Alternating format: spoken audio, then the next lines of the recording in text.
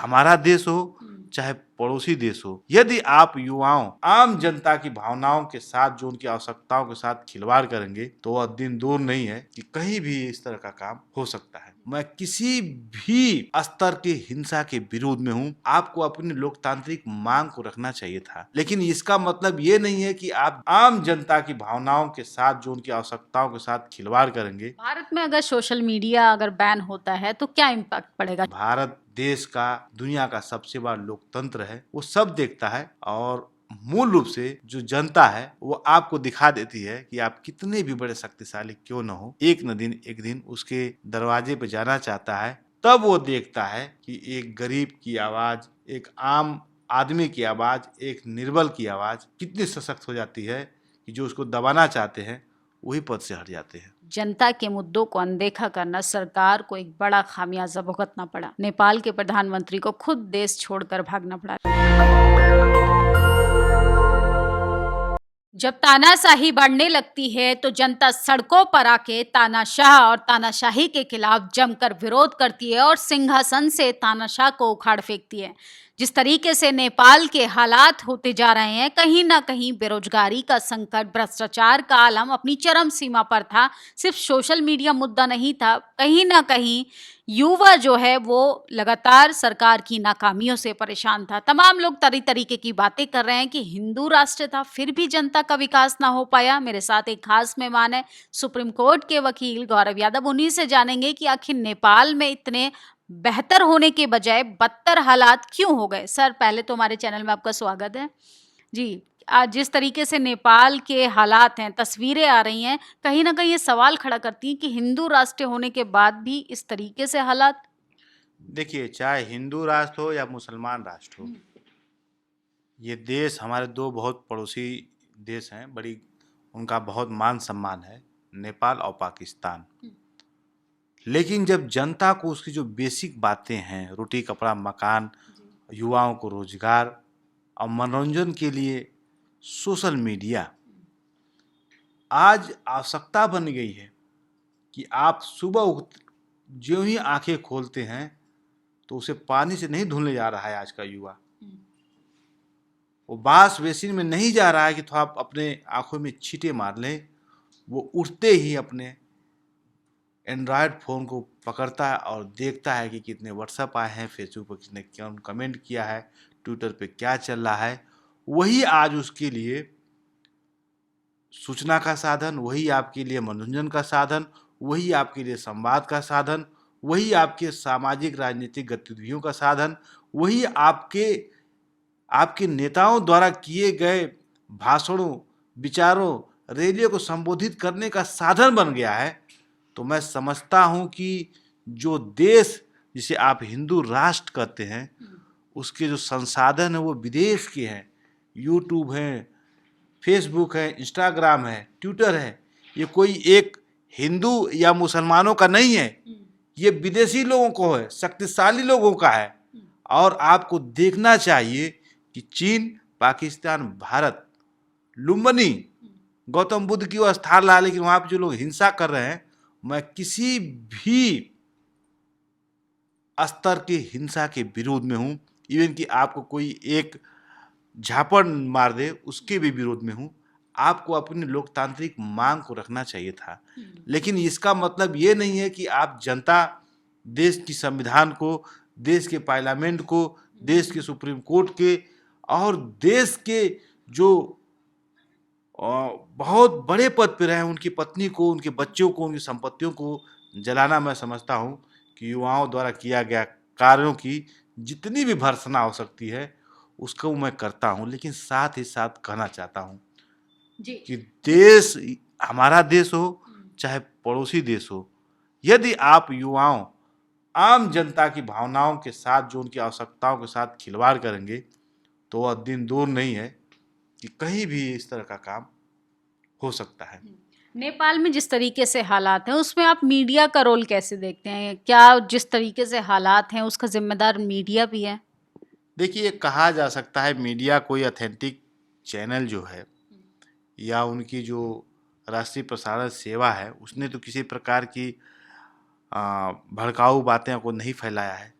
लेकिन ये निश्चित रूप से कहा जा सकता है कि जो सोशल मीडिया का दौर है, इसमें फेक न्यूज, गलत न्यूज बहुत आसानी से लोगों तक चली जाती है। उसका उदाहरण मैं देखूंगा कि मेरे साथ वकील हैं, और जब मेरी उनसे बात होती तो वो जरूर कहने लगते हैं कि अरे माननीय सर्वोच्च न्यायालय ने ये पारित कर दिया, इनको जेल भेज रही है, वो करिए ये करिए, तमाम जो फर्जी न्यूज़ें होती हैं उनके पक्ष की। हाँ, गवई साहब ने कहा कि मैं सबको संविधान सबसे बड़ा है, उसके नीचे सारे लोग हैं, मैं सत्ताधारियों को जेल भेज रहा हूँ, तो इस तरह की न्यूज़ें वो कहते हैं। तो मैं समझ सकता हूँ, मैंने उनसे बार बार कहा कि देखिए मान्यवर, आप एक सम्मानित आदमी हैं, लेकिन वो जो यूट्यूब पे, फेसबुक पे या व्हाट्सएप पे आ रहा है उस पर थोड़ा कम विश्वास कीजिए। तो लेकिन लोग कहते हैं अरे वही बोल रहा है, वो कहते हैं कोई बड़े पत्रकार के आवाज में बोल दे रहा है, किसी बड़े पत्रकार के लोग की आवाज में हो रहा है। तो ये जो एआई है उसका भी दुरुपयोग हो रहा है, उसके द्वारा वीडियो बनाया जा रहा है, उसके द्वारा फोटो बनाया जा रहा है, उसके द्वारा क्रिएट कर दिया जाता है। तो मैं समझता हूँ कि हम लोग जब छात्र थे तो विज्ञान के प्रयोग और अनुप्रयोग का एक बहुत महत्वपूर्ण प्रश्न होता था जी। तो आज जो है, जो डिजिटल युग आया है, उसमें एआई जो आई है उसका बहुत दुरुपयोग हो रहा है। भारत में अगर सोशल मीडिया अगर बैन होता है तो क्या इम्पैक्ट पड़ेगा सोशली, अगर आप देखें, क्योंकि हम लगातार कहते हैं कि सोशल मीडिया ही बहुजन मीडिया है, बहुजन मीडिया ही सच्चा मीडिया है, तो क्या इम्पैक्ट पड़ेगा, क्या बदलाव आ सकता है? भारत में सोशल मीडिया का बंद होना होता है तो मैं निश्चित रूप से कह सकता हूँ कि लोगों के पास सही जानकारी नहीं जाएगी। लेकिन दूसरे पक्ष को देखना पड़ेगा। निधि जी, आप बहुत अध्ययन और बहुत ही आप इस जमाने की सबसे जो है तेज तर्रार पत्रकार हैं, ये मानना पड़ेगा कि इसका दुरुपयोग हो रहा है। ईमानदारी से मैं कहना चाहता हूँ कि अगर बैन करते हैं तो जो हमारे लोगों को सही न्यूज़ जानी चाहिए वो नहीं जाएगी। लेकिन इसके साथ साथ मैं कहता हूँ कि भले आपका नेशनल दस्तक बहुत एथेंटिक न्यूज़ देता हो, लेकिन बहुत से ऐसे ट्यूब टैब चैनल हैं जो लोगों को सही सूचनाएं नहीं देते हैं। लेकिन सरकार इस तरीके के चैनलों पर प्रतिबंध लगाने के बजाय ऐसे चैनलों पर या ऐसे वकीलों पर, ऐसे सोशल एक्टिविस्टों का मुंह बंद कराती है जो सरकार से सवाल पूछते हैं। इसकी मुख्य वजह सरकार अपनी आलोचनाओं से घबराती है, या जिस तरीके से नेपाल में हालात हुए, सरकार लगातार जनता की आवाज़ को अनसुना कर रही थी? देखिए, सरकार कोई पानी का बुलबुला नहीं है, किसी आलोचनाओं से डर जाती है। सरकार सरकारें होती हैं और उसके पास बहुत मजबूत स्तंभ होते हैं। लेकिन आज जो थोड़ा सा उसमें हल्कापन आया है कि जो आपके विरोध में बोलते हैं उन पे आप संगीन धाराओं और न जमानत देने वाली धाराएं लगा दीजिए, तो मैं समझता हूं कि जो लोग सत्ता में होते हैं लोगों को मुखर रूप से उनसे प्रश्न करते हैं तो उन्हें उनके विचारों को, उनके भाव को, उनकी सूचनाओं को प्रभावित करने का प्रयास करते हैं। लेकिन यह माननीय सर्वोच्च न्यायालय है, भारत देश का, दुनिया का सबसे बड़ा लोकतंत्र है, वो सब देखता है और मूल रूप से जो जनता है वो आपको दिखा देती है कि आप कितने भी बड़े शक्तिशाली क्यों न हो, एक दिन उसके दरवाजे पे जाना चाहता है। तब वो देखता है कि एक गरीब की आवाज़, एक आम आदमी की आवाज़, एक निर्बल की आवाज़ कितनी सशक्त हो जाती है कि जो उसको दबाना चाहते हैं वही पद से हट जाते हैं। एक सवाल लेंगे सर, बिहार चुनाव अब आने वाला है, लगातार सियासी हलचल भी तेज है, वोटर लिस्ट से नाम काटने का मुद्दा पहले ही सुप्रीम कोर्ट पहुंच चुका है, चुनाव आयोग का जो भरोसा था वो कहीं ना कहीं खत्म होता जा रहा है। क्या लगता है बिहार में किस तरीके के चेंजेस हमें देखने के लिए मिलेंगे? देखिए, ये बिहार की जो धरती है, ज्ञान की धरती है, संघर्ष की धरती है, लोकतंत्र की जननी की धरती है, और बिहार के लोग अपने संघर्षों के लिए जाने जाते हैं। एक बिहार का जो सम्मानित आदमी है, चाहे वो दिल्ली में रहे, चाहे अमेरिका में रहे, चाहे वो चांद पे रहे, वो संघर्ष करना चाहता है। यदि बिहार का चुनाव नहीं रहा होता तो इस प्रकार का जो घटनाक्रम माननीय चुनाव आयोग द्वारा किया गया है, माननीय सर्वोच्च न्यायालय ने जो विकल्प दिए हैं, मैं समझता हूँ अन्य राज्य का चुनाव होता तो इतना बड़ा जन आंदोलन निश्चित नहीं शुरू होता है। अब चुनाव आयोग की जो शाख है,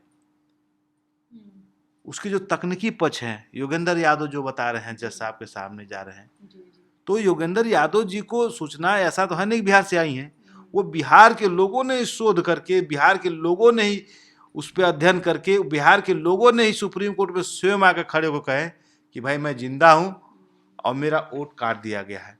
तो मैं समझता हूँ कि बिहार के लोग अब बहुत ही सोशल मीडिया का सबसे ज़्यादा, यूट्यूब का सबसे ज़्यादा, डिजिटल किस तरह से उपयोग किया जाए उसका सबसे ज़्यादा प्रयोग करने वाले बिहार के युवा लोग होते हैं। अब बिहार पर जो चुनाव चला है, मैं ये कह सकता हूँ कि जो लहर है सत्ता के विपरीत है। जी, बहुत बहुत शुक्रिया सर हमसे बातचीत करने। बहुत बहुत धन्यवाद। जी, तो ये थे सुप्रीम कोर्ट के वकील गौरव यादव। सोचिए, नेपाल एक हिंदू राष्ट्र है, जनता के मुद्दों को अनदेखा करना सरकार को एक बड़ा खामियाजा भुगतना पड़ा। नेपाल के प्रधानमंत्री को खुद देश छोड़कर भागना पड़ा। लेकिन ये लोकतंत्र का मजाक है। संविधान की धज्जियां, कानून को अपने हाथ में लेने का कोई भी काम ना जनता को करना चाहिए ना युवाओं को। अगर सरकार की नीतियों से आप सहमत हैं, असहमत हैं, उसका विरोध कीजिए। विरोध करने का तरीका कानूनी रूप से होना चाहिए। प्रदर्शन कीजिए, धरना दीजिए, लेकिन किसी भी तरीके से कानून का उल्लंघन नहीं होना चाहिए। हमारी बातचीत पर आपकी क्या प्रतिक्रिया है, कमेंट बॉक्स में ज़रूर बताइएगा। शुक्रिया। नेशनल दस्तक की आपसे गुजारिश है कि अगर इसको बचाना चाहते हैं तो नेशनल दस्तक को सब्सक्राइब करने के लिए रेड कलर के सब्सक्राइब बटन को दबाएं, फिर बेल आइकन की घंटी दबाएं। नेशनल दस्तक को बचाने के लिए बहुत जरूरी है कि हर खबर को शेयर करें, लाइक करें, कमेंट जरूर करें।